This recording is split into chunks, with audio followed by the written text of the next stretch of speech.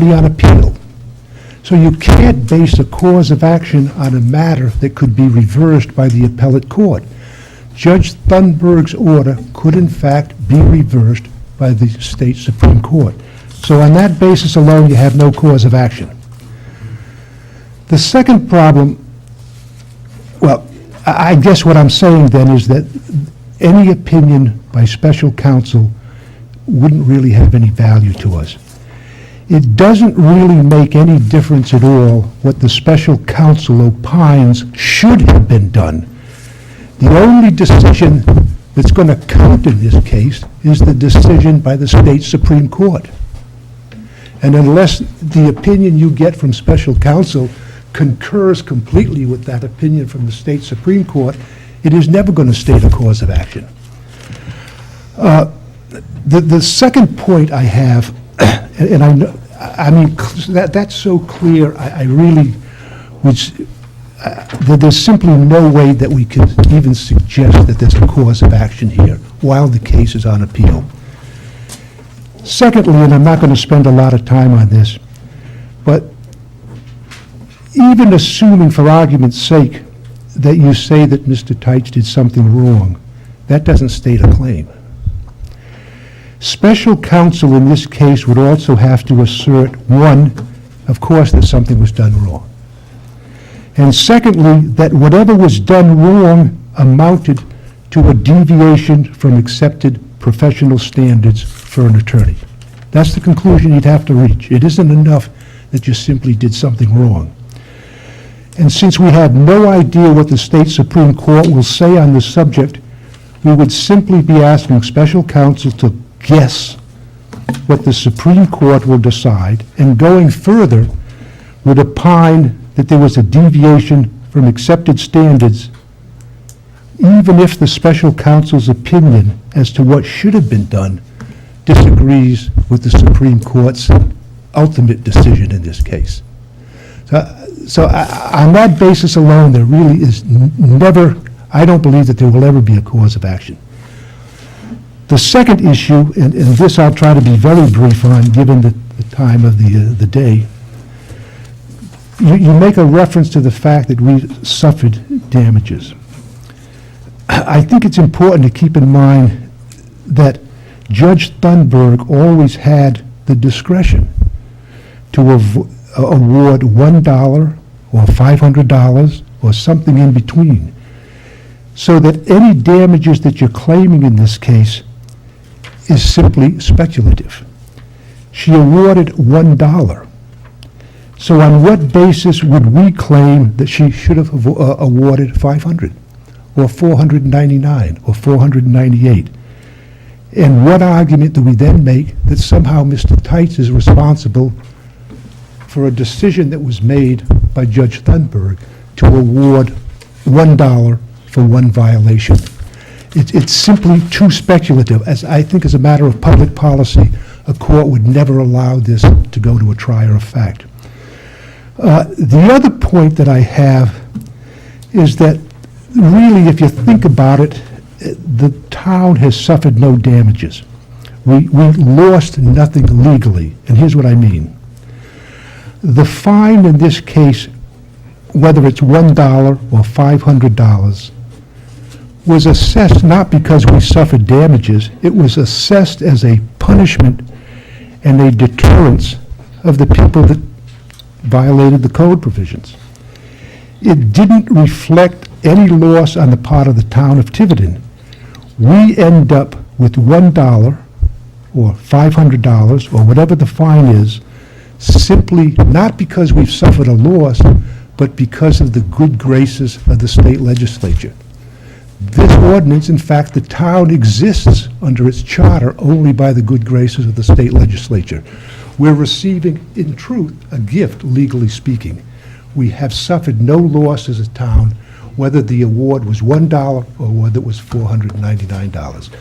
So both of those are the points that I want to make. But the first one is, please, take my word for it. While this case is on appeal, you cannot have a cause of action, for the obvious reason that whatever decision Judge Thunberg made could be reversed, and they might agree completely with Mr. Tice's actions. So what happens is, if the judge's Well, then, decision is upheld? if the judge's decision is upheld, you then have another, at that point, I think we revisit the issue. Okay, if you want to look to hiring special counsel, but it doesn't get past the point that as a cause of action, it isn't enough that you simply did something wrong. Someone has to be prepared to say, not only did you do something wrong, it was a deviation from accepted professional standards.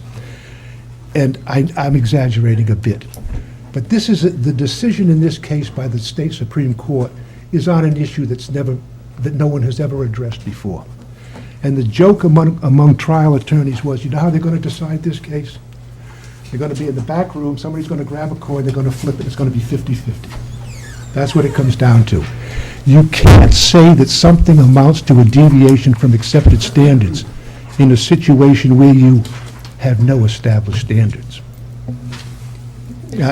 Not trying to be difficult, Joe, but you said somebody answered these questions. I respect your opinion, but I just thought that the public needs an explanation. Well, I think that's the explanation. The key to it is you simply, with an order that has already been appealed, you simply can't have a cause of action. You have to wait until that issue's been resolved by the state Supreme Court. I just say that I've spoke with 3 lawyers, and 2 of them agree with you, and 1 doesn't. I'll be happy to talk to the one who doesn't Well, agree with it. I'm not going to mention their names, and I didn't pay them, so I mean, it was kind of a friendly conversation about the situation. But I just have a comment. I will, at this point, I'll accept your explanation, and I thank you for it. I just want one comment. Go ahead, Dave. Well, I just want to make a motion to go past the 10:30 evidence of this town council meeting. Do we have a 10? Second? All those Do we in have a favor? second? Opposed? Jonas would It's in the bylaws, you have, Well, it's, Sorry, they're- Mr. Vogt. we don't I have was to in the follow front our own row. rules. You didn't get to- All right, Brett, did you Yeah, want to make a comment? I was just going to say that,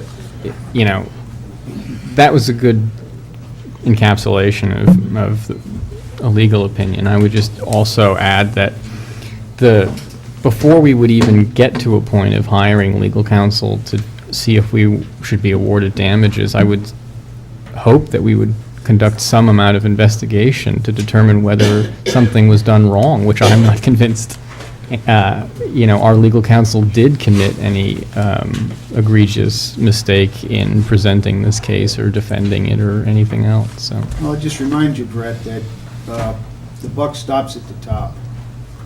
He is required to review every document that goes before the court as he represents us. So if there's an error, regardless of who made the error, falls on him. He's our solicitor. I would just suggest your definition in this case of error and mine are totally different. Well, it says that a check didn't appear on a box, so apparently somebody... On a cover letter from On a municipal cover letter. court, which goes back to what Jay is Still, saying all about. documents that are presented to the court are to be reviewed by the solicitor. All documents. Well, that's fine. You can talk over me. I'll just sit here. No, I mean, regardless of who was a clerk or who it was. Well, no, I'm trying to explain something to you that I was just relaying from Jay, that we have this deviation from standard practice. This was not something that just was an egregious error by someone not checking a box on a cover memo. It was a cover memo for an internal municipal court proceeding.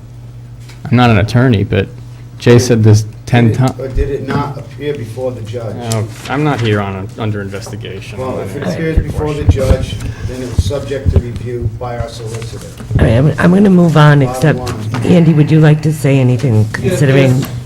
Yes, Madam Chairman, I would like to say something. It's not my position, and I really didn't plan to talk about this evening, but I can't remain silent anymore. This issue came up during the campaign. It was in the press, and I didn't say anything about it.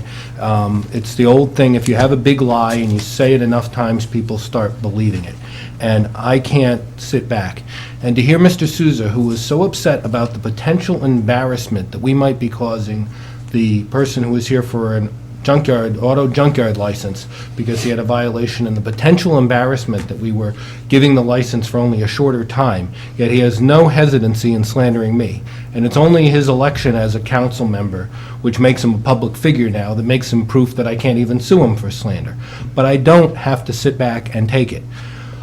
First of all, of course, I do agree with Mr. Lambert, it's premature, just as a legal thing, but I'll leave that to you. It's still very much in court. The Supreme Court hasn't decided on it.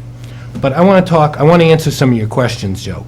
Even if it weren't, it's a criminal case, and by definition, the town never has any right to any fine in a criminal case. It's not like you got a contract or something. If the person who buys a Judson Street school, if they default on their agreement and we've got some right to collect the money or something, and there's an error made and we don't collect the money, then maybe there's something we forfeited. It's a criminal thing. It's always at the discretion of the judge, no matter what, whether you do things right or wrong. In fact, the only liability the town would have would be the other way. If there was an abuse of power, a defendant, if there's an unconstitutional abuse of power, a defendant might be bringing a 1983 action. But as far as the town trying to enforce its criminal laws, that's always at the discretion of the judge. And in this case, the judge in the municipal court imposed a $2,000 fine. And during several years of protracted legal battles, and the protraction, the time was caused by the defendant deliberately taking as much time as possible because he was earning money all the time on using this property for commercial and industrial use. This isn't someone who just built a house in the wrong place or built a deck in the wrong place or something like that. This is someone who is using it, actively using it to make money and sell the products that were done on this property for years and years and deliberately draw it out. And that was going on for a considerable period of time, and yet we still managed to get a conviction. The court determined beyond a reasonable doubt that he was violating the ordinance and manufacturing the compost on the property. And we finally got, a year later, we forced to get a sentencing hearing, that there be some sentence. And we submitted a memo. And we could have asked for we didn't have to ask for a fine. We didn't have to even put that in our memo. Or we could have asked for a $2,000 fine, such as the municipal court did. But the view, in fact, was because of the harm of what this did to the neighborhood, the activities, the harm that happened there, and the continuing gain that this person did by dragging it out all these years, that we did need to seek a large fine. Not that we even expected to get anywhere near what we asked, but we figured we'd start high. We did ask for the maximum fine, which was $500 a day times the entire length of time that it was running. So by your rationale, if we had simply said $2,000 as the request for the fine, then that's what the town would have been out, that's your only claim. But it's just as specious. The town isn't owed $2,000, the town didn't lose $1.6 million, the town didn't lose anything. The town requested a fine for deterrence to prevent other people from doing this in violation and keep fighting it and making money while they challenge a zoning decision. That's why the town did it. It had nothing to do with the amount of money, and the amount of money is totally irrelevant, so there's no money at issue that the town could recover. And you talk about the cost of appeal, and you talk about an error being made. First of all, there wasn't an error made. There's a municipal court complaint cover sheet that is, in fact, filled out by the enforcement officer and was filled out and signed by Gareth Eames. Now, first of all, I don't even believe it's an error because of the box wasn't checked, and I'll talk about that in a moment. But even if it was there. And then, it's not the solicitor who signed it, it's the municipal court judge. The late Judge Nebergall is the other signature right next to Gareth Eames. So to say that the town solicitor is responsible for all filings in court, yes, when we have summonses, we have complaints, we have draft, the pleadings, we're responsible for that. That's why I always get motions of the court before we bring, motions of the town council before we bring an action. We're responsible for it. But ministerial documents, the town solicitor's office is no more responsible for this page here than I'm responsible for a cover sheet from the Superior Court clerk or the District Court clerk that does a cover sheet. That is not the responsibility of the solicitor, what is on the cover sheet. As I said, it's not an error, it doesn't even matter. The court heard testimony over 8 days of trial of multiple days, and never once was this raised.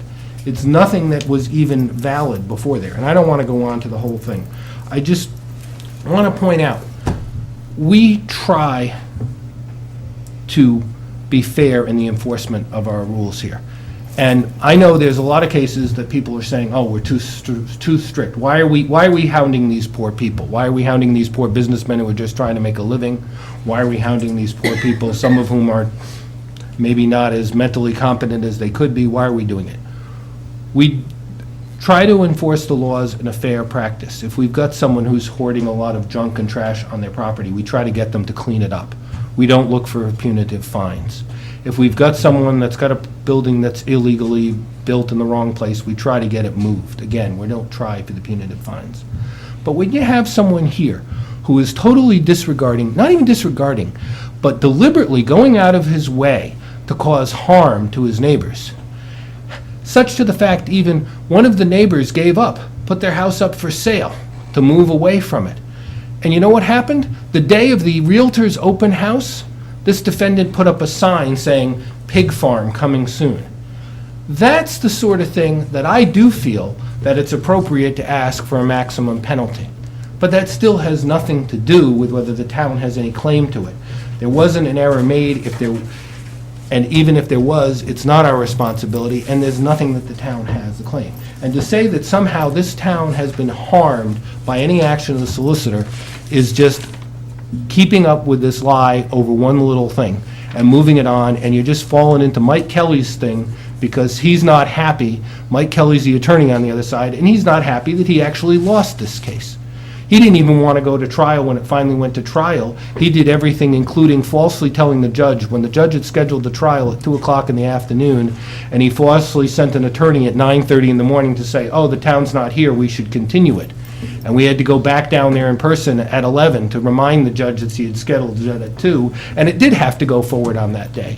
So that's what you're doing. You're playing onto his hands, repeating his thing, and it's wrong, and I won't sit back and not say anything about it.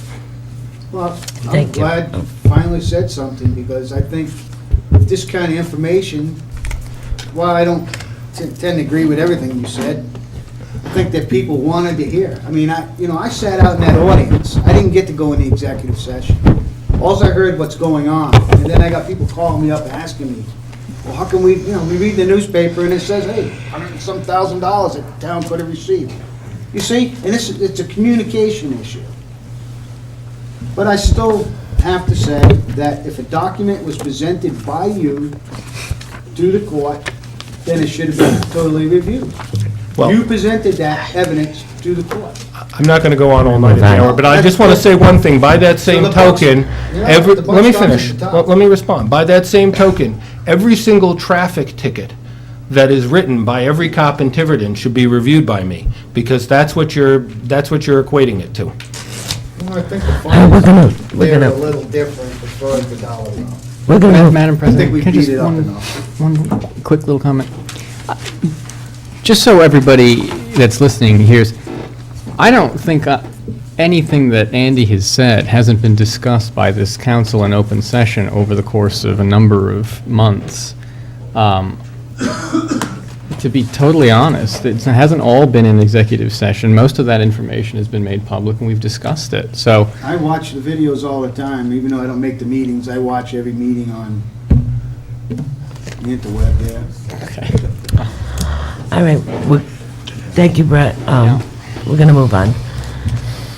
Councilor Di Madera's process for appointing vacant budget committee position, and that goes hand in hand with the next, I'm sure we're going to discuss all at once. Councilor Shabbat, request appointment of John Martin, next highest vote getter from election, to fill vacancy on budget committee. I put this on here because we do have a vacancy that Dave resigned from, because he's on the town council, and I'd like to hear the council's opinion on how they would like to appoint a budget committee member. Does anyone want to start, or? Well, I'll start if I could. Okay. Well, we had,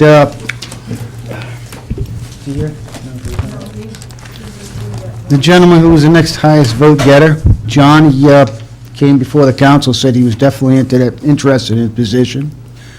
People don't know he served on our school committee for a while. He's been involved in town politics, and, you know, the point I want to make is this. And I've heard, you know, that, well, maybe the council should, you know, put together a small committee and take applications, and I think the voters have done that for us already. The voters have already chose. I know when I voted for Dave, I knew he was going to be resigning, and the next person would come up. I knew that, and I think a lot of people knew that, because, so the bottom line is, I think the voters have made it easy for us. They've already gave us a good choice, and I think we ought to, you know, go with what the voters said. It's their will, and I think we should appoint John. Anyone else? My comment, Madam President, is very brief. If that's what the people wanted, they could have made that assertion in the charter. We could have had a charter provision that specifically provides for the appointment of the next person who has the highest vote. We specifically didn't do that. It would seem to me that what the people were really saying is, gee, we'd like you to exercise maybe a little discretion on this and think about it for a while. I'm not voting against Mr. Martin. I think I'm simply proposing that we go through the process as I understand it's been set forth in the charter, which I assume is the will of the voters. And keep in mind that the charter did get changed because it was the next highest vote getter, and it did get changed to the appointment of the town council. And just to let you know, Mr. Katz, you said it had never been done before, but I have an application here from November 14th, 2011, where somebody did apply for the Tiverton Budget Committee, and there was interviews done, and I have it right here. So I do know that the highest vote getter in the past has been overlooked, and another person was put in this. Excuse me? Yes, you may. But while Mr. Katz is coming there, I also agree with Jay, but I think we should, Wasn't that because the person who was the next highest vote getter didn't want the no, position? no, that's not true. That's what I thought. Well, that's probably what you heard, but what we hear sometimes is not completely true. Mr. Katz? What I said specifically was that it's never been done that immediately after an election. So it was Laura Epke in 2010 was the next highest vote getter. I agree, as time goes on, things change. The interests of the candidates change, the circumstances in their lives and in the towns and the voters and the town council, that changes over time. So as you get away from the election, you have less and less direct tie to the votes. But it would be a new thing to say immediately after, because of the precedent with Laura Epke. I just think it's a good precedent to continue setting that there's a strong emphasis on what the voters suggested, strongest, closest to the election, and fading out over time. Well, I feel that Mr. Martin can apply and can be interviewed by us, just as anyone else who's interested in the position. And I agree with Jay that I do think that it doesn't automatically have to go to the next highest vote getter. And the charter does provide for that. If you want to do a process to get to that, I think that ought to be the answer, is basically what I'm saying. If you want to conduct interviews to get to that, then that's... Okay, thank you. Anyone else? Joan, since you were on the agenda next. Well, actually, so what Mr. Katz said, there is a precedent. In the November 2010 election, we had Mr. Coulter was on the Budget Committee, and he was elected to the Town Council. At that point in time, we have Mr. Lambert and Mr. Pelletier were on that council. I was on that council. And Councilor Roderick requested the council appoint Laura Epke as the next highest vote getter to fill the vacancy.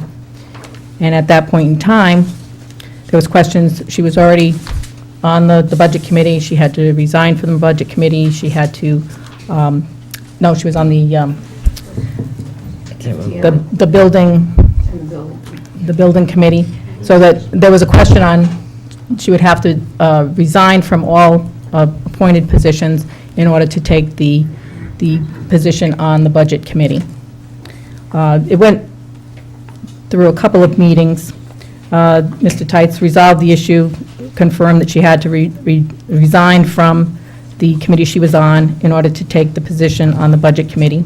We did have another person who applied, Jeffrey Belli, seeking appointment, but it was decided at that point in time that Ms. Epke would be on we appointed her to the budget committee, and the vote was unanimous, because we felt that basically Laura has an astounding ability with numbers and spreadsheets, and she's really go-getter and will dig for information, and she was a perfect fit for the budget committee. But you did have an application process where Jeff, No, well, you just said Jeff applied. we did not have an application process. A person independently Okay. sent in an application for the position. We didn't go out and solicit. No, I'm just asking, I'm not aware of that. We Okay. did not go out and solicit information or applications to the position. And I'm concerned, I haven't found where the charter said that the budget committee was to be appointed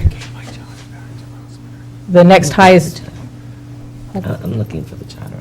the budget committee would be the next vote getter, and then that was removed from the charter. I don't see where that occurred. I don't see that the budget, the charter has changed from the original charter with Section 702, biannual elections. This is Section 702, elections and vacancies. Biannual elections to fill vacancies on the nonpartisan budget committee shall be held at general elections. It doesn't even say that you can fill a vacancy any other way. It's specific to say to fill vacancies, you hold it at the next general election. So I could interpret that one statement saying, well, you can't appoint anybody to the budget committee because it says to fill the vacancy shall be held at the next general election. Page 14. Yeah, there's Section 202, vacancy of elected positions. Should an elected position other than on the town council be vacated for any reason, the town council shall appoint a person to fill the vacated position until the next general election. That's page 2, Section 202. And I agree with that, but if I'm just looking at Section 702, I could interpret that as saying all vacancies will be filled at the next general election. So I don't see where it has said in the past that there was the next highest vote getter would get it, blah, blah, blah, and then that was removed. I don't see that. I only see that at the town council level. So you may not like precedences, but I think that in the case of Laura Epke, she was a perfect candidate. She was the next highest vote getter. I thought it was appropriate that she be appointed, being that the vacancy was so close to the election and was caused by the election itself.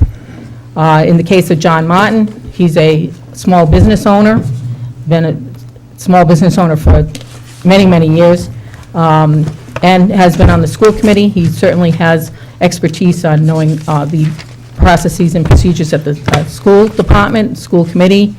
Is familiar with parliamentary procedure, and I think he would be a calming effect on the committee.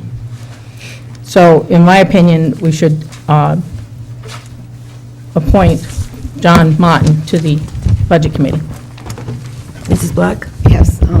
Yes, all that's true about Laura Epke's appointment, but also, as you know, I hardly ever came up here to speak, but I do sit there at every single meeting and have for years. And at one meeting, when there was an opening for the Budget Committee, the next vote getter was surpassed. And then, not long after that, another opening was opened up for the Budget Committee, and that top vote getter was passed again. So there's precedence both ways, that's all I'm saying. One time, one person was appointed, the next time, someone who was the next top vote getter was surpassed twice, and that person was highly highly qualified to be sitting at that table. Thank you very much. See, I think at that point, we were told that that person didn't want the appointment. That's what we're thinking about, but I don't believe we were told that. I just have a couple of comments. The argument I have, or at least, I've been on the council for 4 years plus, and I believe, if memory serves, we, during those 4 years, replaced or filled at least 3 vacancies. almost 3 or 4. It was 3? 3 vacancies. At what, and so when we talk about precedence or process, I'm not persuaded by the argument that if it's short after the election, what is the definition of short after the election? Or do we write in, is it as immediately after the election because of a vacancy caused by someone because of the election? I mean, we don't have any real rules of how we go about this, and so is it fair to say we're going to appoint the next highest vote getter if it is caused, a vacancy is caused by the election? And then if no, it's no matter what, if someone resigns after the election, is that person also the next highest vote getter by default, by our precedents, going to get that? And when do we stop that timeline? Is it 3 months? Is it 6 months? What is it? Because we have filled vacancies caused by resignations, vacancies caused by, we had a death on the panel, on the board that caused a vacancy. And we replaced, we did the same process for those 2 latter applications. We opened up for applications, we made an announcement there was a vacancy on the Budget Committee. I think it happened to fall when the Budget Committee was out of session anyway, so we had more time, at least in the third instance. The other argument, I suppose, is the electoral argument that this gentleman did receive a substantial amount of votes, but by not making the top 5 or the elected pool, you could make the argument that voters made a conscious decision not to elect that person. I mean, if we're going to interpret the will of the voters, then we can throw out all sorts of outlandish and questionable assumptions as to what their motives were. And I think this is an opportunity to have a fair and balanced process where we call to maybe just open it up for a couple of weeks so that we can have an application process. Anybody that's interested can apply. We have interviews, and we appoint somebody that we feel is best qualified and best fits the requirements and the duties of the Budget Committee. That's sort of my 2 cents. And we've got, it's short time. We only have about a month before the Budget Committee starts really hammering, but that's my 2 cents. Anyone else? I just like to say, the amount of the work this council is looking at, and there's so much that needs to be done in this town that we have a man who actually came out and ran for the position. Now we're going to tell people who didn't even run for that position, here's your shot. And on top of that, this council has so much to do. Why are we going to be bogged down in this? Why not just give the people what they asked for? The man was the next highest vote getter. And saying that they asked for this person to be. They voted for him? Well, he Not didn't get enough elected. votes. No. Obviously, a lot of people knew if Dave was elected.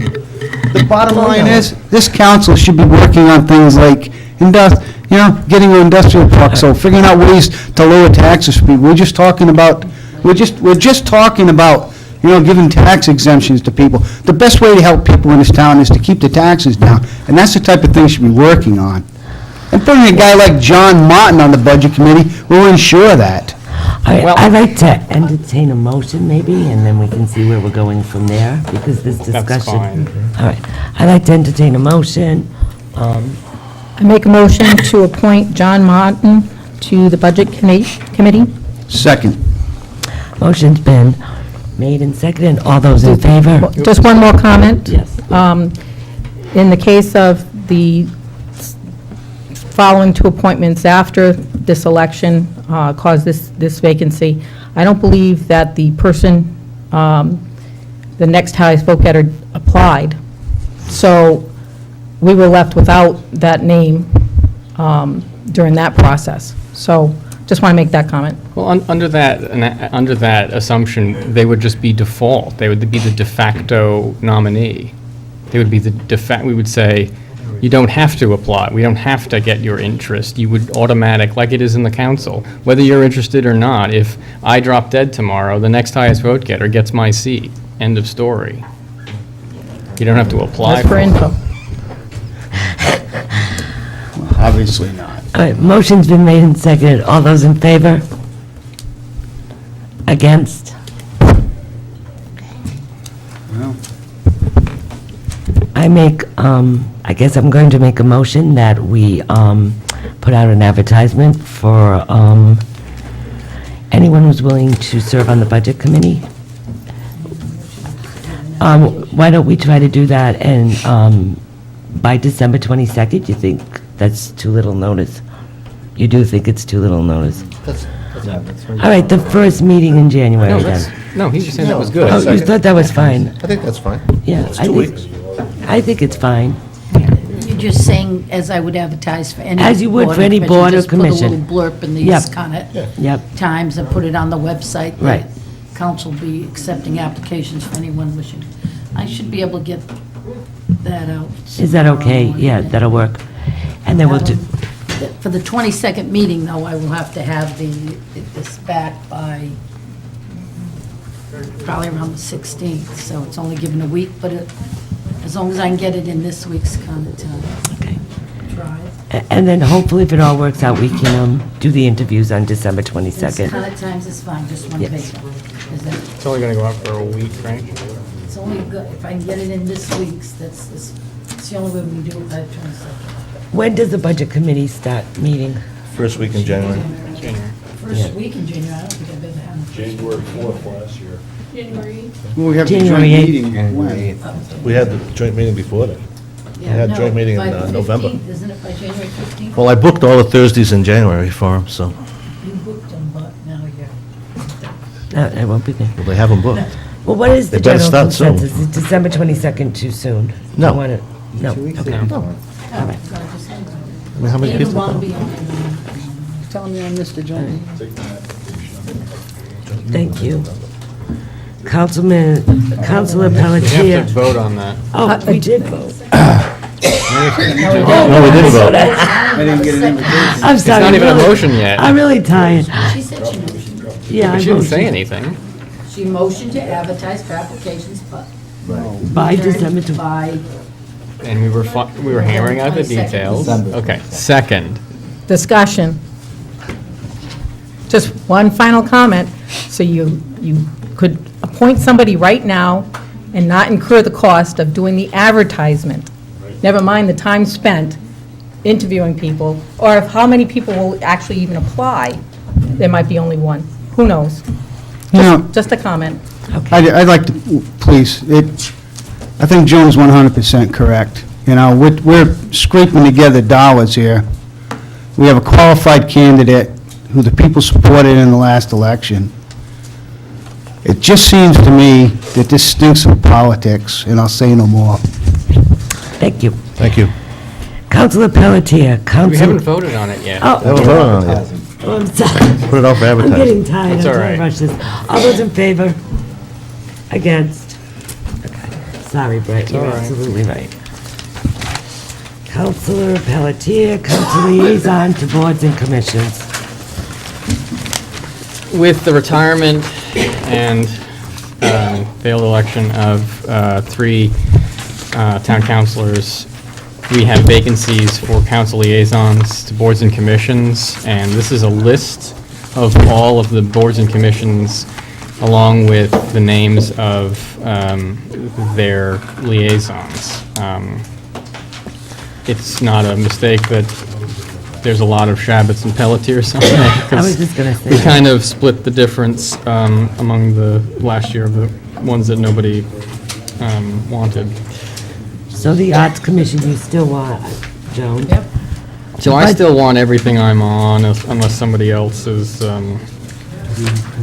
interested in coming along. The Budget Committee usually has 2 on, so does anyone want to join me? That's what I think. But, yes or no? Yes, Dave. Oh, good. Do you know much about that, Dave? I can help you get through it. Mr. Mello, would you like to be on any right now? A lot of different I projects. think I will, can I do that, zoning? Sure. Which zoning? The zoning, the very end zoning. And if anyone doesn't want the conservation, I'll pick up that. I think it's a good idea. I'm gonna- Who wants it? I'm going to double up with you, Peter, because I'm trying to learn more about conservation. All right, And I'll put me on the conservation committee. okay. Fogland Beach Oversight Committee, anyone interested? That's all part of the conservation committee. I'll grab Might that do that one. Joe, is there anyone in particular you're interested in? Economic development, that's pretty, I said when I ran, that was my number one issue, and I plan on sticking to it, so that's really the only thing I'm interested in is. Whoa, whoa, whoa, whoa. Wait. It's gonna be more than that. Well, I realize, that there are other boards and commissions that need, Do you want to do Housing Authority? Does that sound like something? No. You can have more than one. Yeah, doesn't matter. you can be on there with Brad. well, quite frankly, I'm sorry, but it's the only one I'm interested in. I mean, the only other I'm interested in is probably the landfill committee. Take votes. Jada. Take votes. I mean, I'll be happy to, those are 2 issues that I'm gonna be working on, so I think, it'd be great to be on those 2 different, as a liaison. Well, Louise Durfee roped me into that appointment 6 years ago. Since I've been on it for 6 years, I've gone through a learning curve, and there really are a lot of things on the table for that landfill committee. I'd like to stay on it. Just to alert you to things that we may be looking at shortly, that landfill is going to be closing shortly. Power Engineering just gave a report indicating it had 2.5 to 3 years. We have to make sure we have enough money. We have to then consider realistically, do we continue the pay-as-you-throw program? I mean, there's a whole bunch of issues that we have. We'd be happy to have you there, Joe, but I feel almost an obligation to stay there now that I've gone this long. Hey, Joe, you're a tree hugger, you can go to the tree commission. I know. Joe's opted for the tree commission, put him down for the tree commission. Joe is on I'll have tree? you for economic development, landfill, and tree. Yeah, he's gonna be the tree commission. I want to take school committee. No, it's, Mr. You and I can do school committee. Oh, great. Oh, you I'll take don't, the housing authority if nobody wants it. we can do both do it because that's a lot of me. Housing Authority, and who was gonna do school committee with you? Me and Dave. Dave? And I would like, Police pension. the police really pension needs is an somebody. important one because that's a That's a voting member. What is that? The police pension. That meets during the day, by the way. Dave, you interested in that one? Which one? The police pension? Extraordinarily Is that important. during the day? Yes, I could do that one. all right. It's And very important. and that's also a voting member, Okay, whoever's on there. sure. And I'm conflicted out, so I can't. Yeah. We've got open space, the new Secana, that doesn't even meet. That doesn't meet, that's done. I'm not open space, I was talking about the Secana Bridge Yeah. Advisory. Sunset clause. There's a sunset clause on Economic and Community Growth Working Group, which is defunct anyway, because most of the members were not, Space, I'll take that. we're not electors. Peter will What was take, that, Mr. Peter will Miller? I'll take take the open open now. space if no one else wants that one too. Okay. Is anyone interested in housing authority? Is that, Brett said he could I got get- that. okay, I'm sorry. I'll prepare a clean list. And when you say zoning at the bottom, you mean the zoning board of appeals? And I don't think we have wastewater anymore. That was a question. Oh, yeah, I want to take that, that deletes one. Joe, you could pick up I just another wanted one. to get rid of one. Recreation Okay. is really important. I already Need do somebody to share recreation it with too. you. Yeah, I need someone to share that with I me. go to the meetings anyway. Brett, are you gonna, I go to the meetings anyway, so might as well. I already took one. And Nancy, when you say zoning, you mean the zoning board of appeals, correct? Yes. Okay.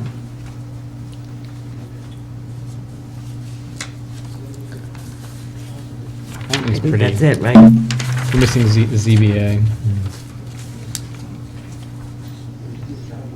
Can I ask Nance? ZBA. Zoning Board of When does Appeals. when does the Economic Development Committee meet? Thursday, second Thursday? Second Thursday, Thursday, every month at the town hall, 6 o'clock. 6 o'clock, right? Thank you. It's early. That's yeah. at 6, it's an early meeting. 6 o'clock. What did you say, Brett? We don't have anybody for the Zoning Board of Appeals.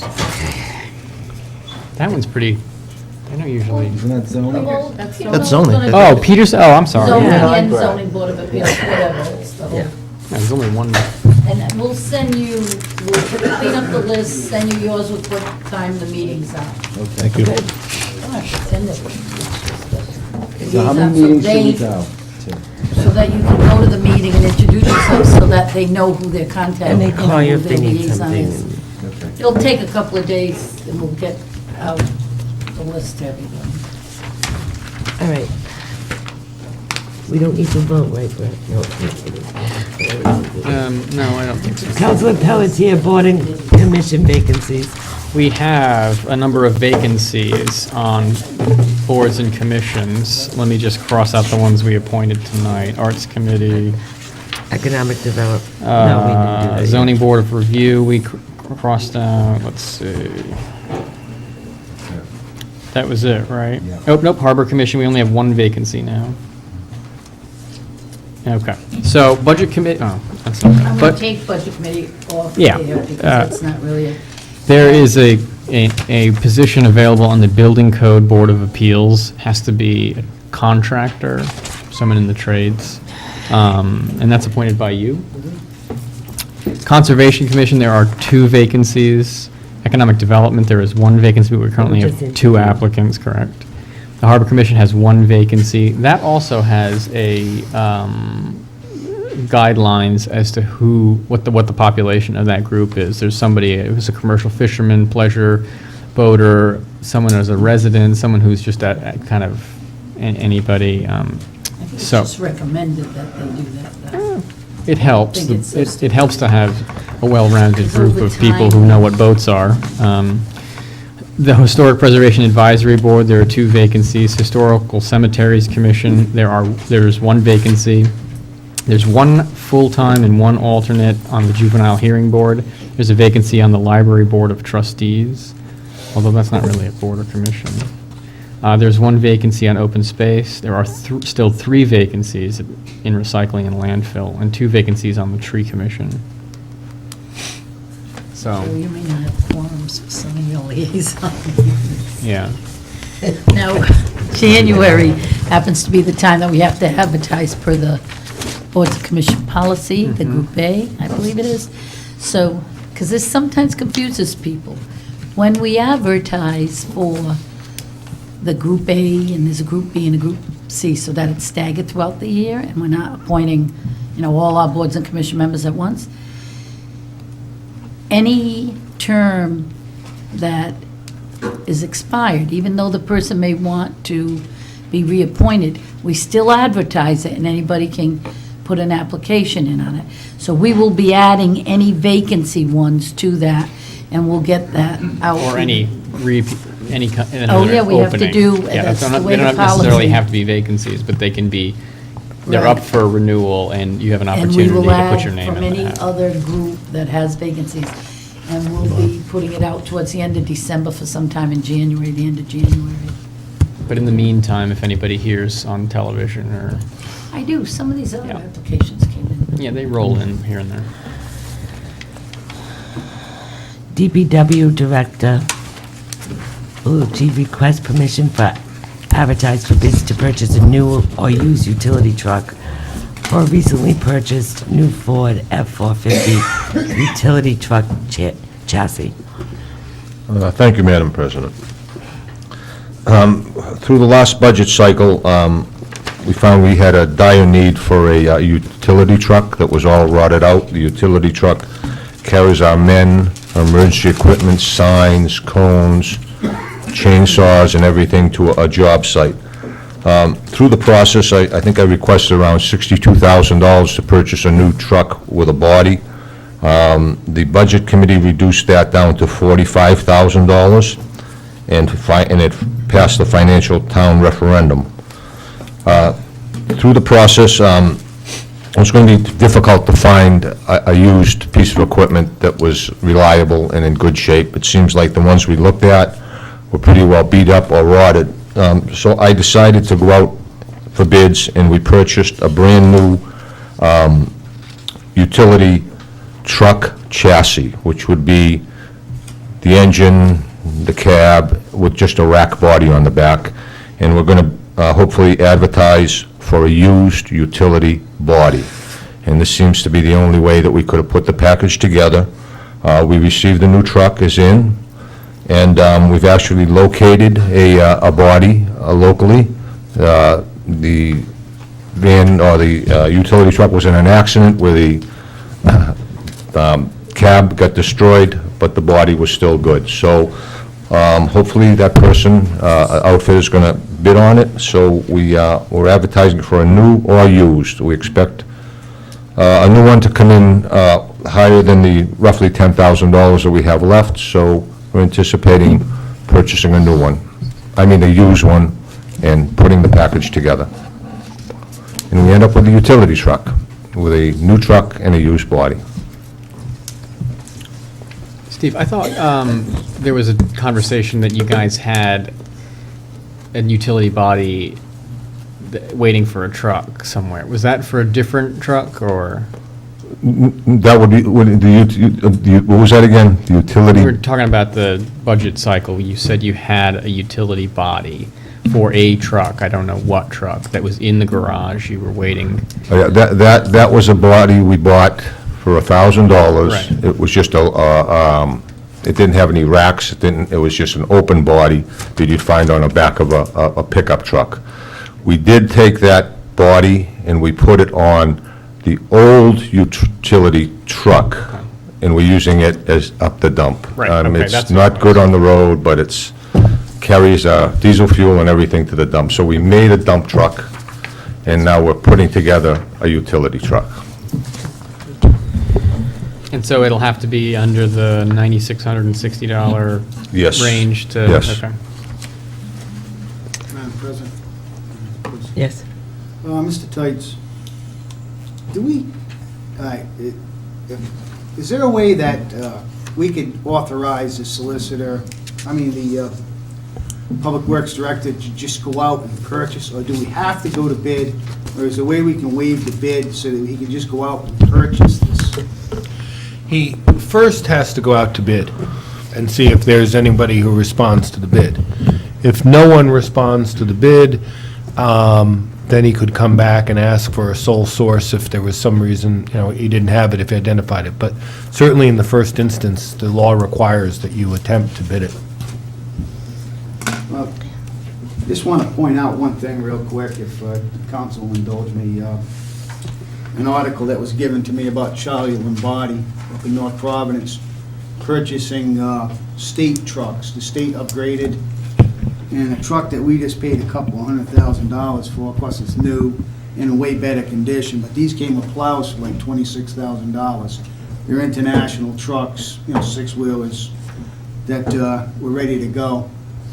And we purchased them, through the state. But we really need this is something we talked about on the Budget Committee, that sometimes you can go on through some of these truck magazines and find some really good deals, but you'd never get a private individual.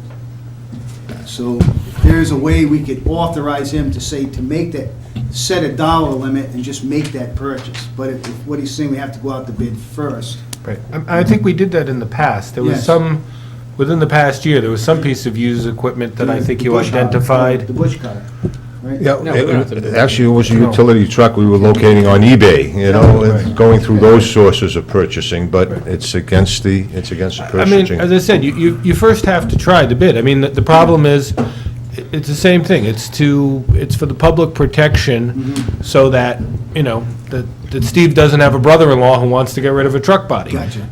So the rules say you have to go out and do the bid. As I said, I understand this is a pretty unique thing. If there isn't anything out there and he's able to locate it, then he can come back and certainly ask to waive the bid.